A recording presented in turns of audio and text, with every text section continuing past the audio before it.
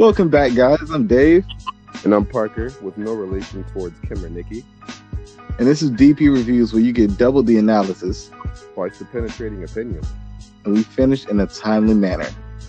So I want to welcome you guys back into this Chapter 5 review. Where we last left off, Akifuyu Abe had been secretly monitoring Kazumi. Now, Pyra had protested profusely to Kazumi not to use the yokai spell using her bones. Now, Kazumi, he sees Reno is in trouble, and he doesn't care about that. He claims that he wants to protect people. That's why he became an exorcist.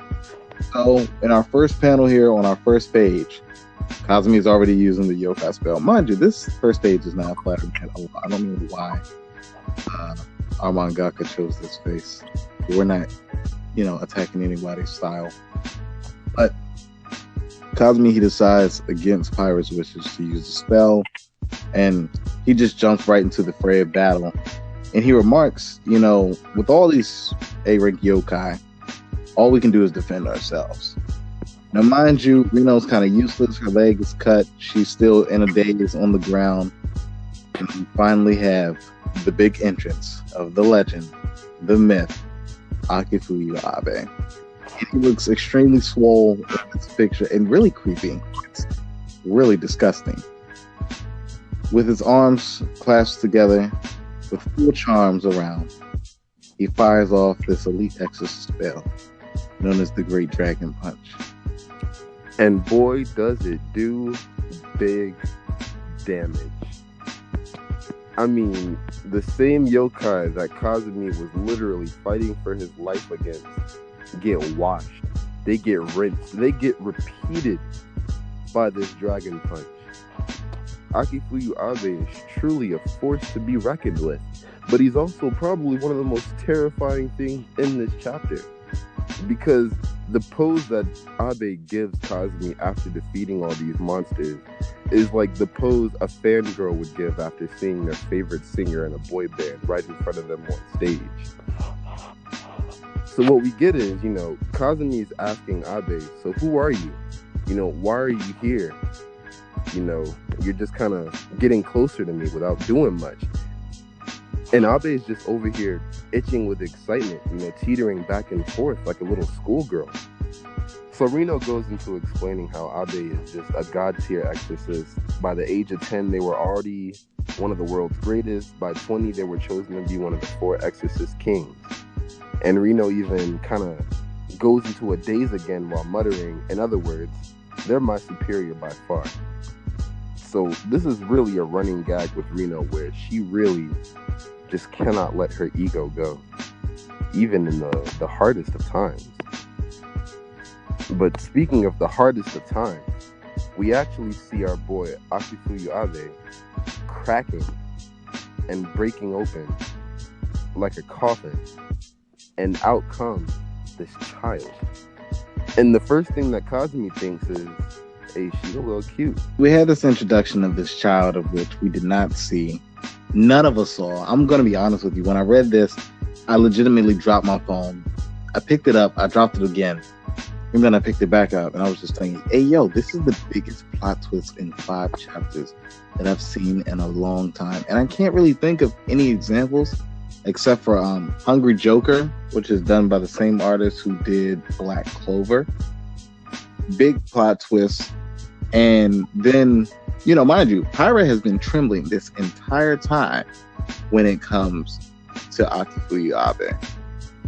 And we finally see why, because Pyra then goes on to explain when she was younger, she would love to defeat people in the arcade with fighting games. But whenever Abe popped up, Abe would always transform into the big muscular, quote-unquote, gorilla form and send Pyra back to the yokai world. And she was defeated every time. Now that they're having these dialogues between Pyra and Abe, Pyra then expresses all of her trauma. So then Abe then tells Kazumi that he's going to be executed due to using the yokai spell. Mind you, he doesn't really take it seriously until Abe transforms back into her gorilla form. And Abe also enlightens Kazumi that he has an extremely rare case of huge spiritual potential. And his pool for spiritual power is above anyone else that has come before him so far, as far as we know. So she compares him to a pond. Yeah, he's the lake, and everyone else is a pond. Kazumi then starts to cry because the first time, I believe this is the first time in the entire series that we've actually seen him positively praised with no bad remarks, no slight specs. This is a really big moment for him, and it's a big moment for us as readers. But of course, with all that praise, Pyra questions it and kind of takes Kazumi away in the midst of him kind of just being happy, being appreciated, that someone appreciates him. And as she's running away with him, Abe decides to change her mind. And she says, all right, I'm not going to kill you guys. At least not right now. If you want to prove that the yokai spell can be useful, I want you to go deeper into this forest and exercise a really strong yokai.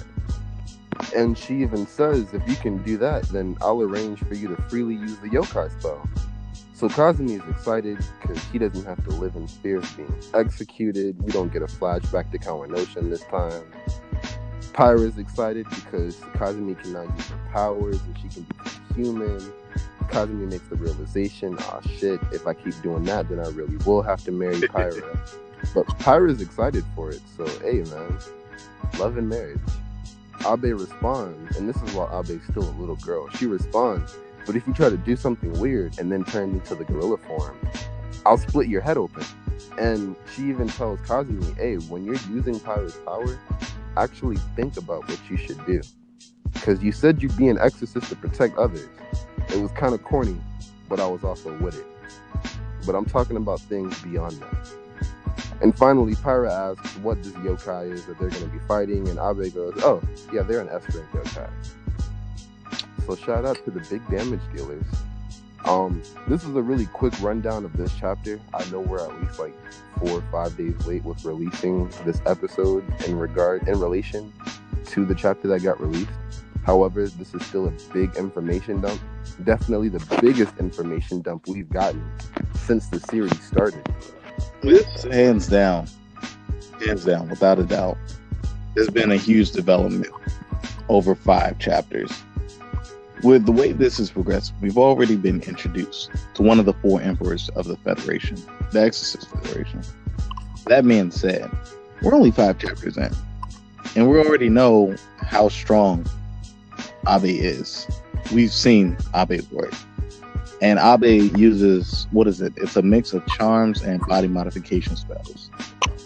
Now, we don't know what the other 3 are like, but it also makes us think, who's going to be the true villain here?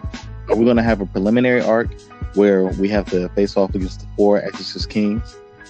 Or are we going to have, after that, Pyra's coming through the gate in order to have her come back? Some of these things that we want to keep in mind. Is Reno finally going to confess? I don't think she ever will. I think her pride's too high. Along with some of these thoughts, we also want to think, where does Kazumi's family play into this? Because we have yet to see what Kazumi's father has to say about this. Other than him being extremely distraught that his son has a woman over him, there's nothing else that he's necessarily said as an exorcist regarding Pyra. So we'll find out all this and more in the coming chapters. One of the big things that we overlooked when Abe was talking to Kazumi, she actually mentioned, do you ever realize why your hair does that thing when you transform using the yokai spell? You don't really understand that much, huh? And I think that's big because, not to pat myself on the back or anything, chapter 1, when Kazumi fought the Fish Kai, rest in peace, Fish Kai, man, I really miss him. I'd love to see him again, even if he's just back in the yokai world taking L's. Even back when we saw Kazumi fighting him, you could see the hair growth, you could see the waviness, and there needs to be an explanation for that. It's like a flaccid Super Saiyan. Did you just say flaccid Super Saiyan? They understand what I'm saying. Oh my gosh. All right, on that note, guys, it's been a pleasure having you. Feel free to shoot us a DM. What's the Instagram? Our Instagram is DP Reviews Official. and we officially have somebody, a social media manager. So shout out to us for building our team. And our posts probably won't be as dry as they always were before. We have a team. We have a team. Squad! But yeah, guys, I hope you've been liking the Bone Collection reviews. Dave and I have been working on some other scripts. There will be other videos coming up. Just to throw one out there for you guys. Actually, no, because our competitors are listening, and I'm not going to give you the pleasure. Yeah, man. Last thing I want to do is set ourselves up for anything. You know what I'm talking about. Yes. Yeah. It's crazy, bro. It's like we won't even get 100 views and you already off that wild. Like, what's wrong though? I told you, man, we're a force to be reckoned with. A force to be reckoned with. But yeah, guys, that's just us talking big wild stuff. You already know what it is. Yeah. Follow me over on Twitter at Dave Not Parker. You can follow me at Parker Not Dave. And of course, you know, like every other YouTuber was saying, like, comment, share, subscribe. I would like the subscription because I know you'll at least see it. But like, comment, share. Guys, have a great day. Go out and be the best you that you can possibly be. Remember, always finish things in a timely manner. You know, it's a lot going on in the world right now. A lot of people, Dave and myself included, have been affected by it. But, you know, I don't want this to be the beginning of our downfall. If anything, people have been uniting more, all that good stuff. I'm not really much of a TED Talk speaker, so that's all I got. Be safe. Love everyone around you. Share meals with people. Not now, of course, because, you know, Corona. But just love each other. And that's all I can tell you. Go forth and be merry. And that's all. All right, guys. That was Dave. And that was Parker. And this has been DP Reviews.